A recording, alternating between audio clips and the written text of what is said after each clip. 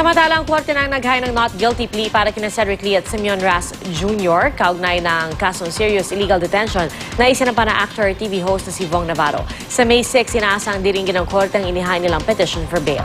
Balita hatid ni Marisol Abduraman.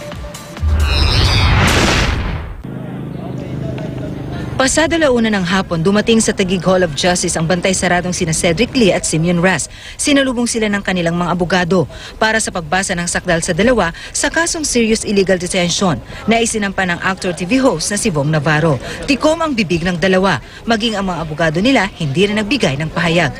Kumusta po? Attorney. Kinumpirma ni DOJ Prosecutor Hazel Valdez na natuloy ang arraignment kina Lee at Ras. Pero dahil hindi nagbigay ng tugon ang dalawa, ang korte na ang naghain ng not guilty plea para sa kanila. Court entered a plea for them because they refused to talk.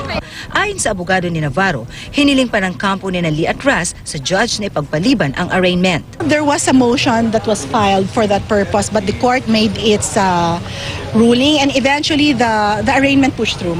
Sa May 6, inaasahang diringgin sa korte ang petition for bail na inihain ni na Cedric Lee at Simeon Ras sa kasong illegal detention ay sinampa ni Navarro laban sa kanila. Samantala, sinabi ng NBI na may plano talagang umalis ng bansa sina Lee at Ras.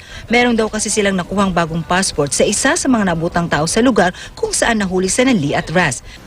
Kung titingnan mo yung appearance niya, hindi naman siya yung tipong mag-abroad na magtatrabaho. Kasi as far as we know, magsasaka to o kaya mangingisda eh. Local siya ron eh.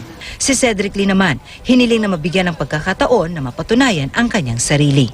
Marisol Abduraman, GMA News.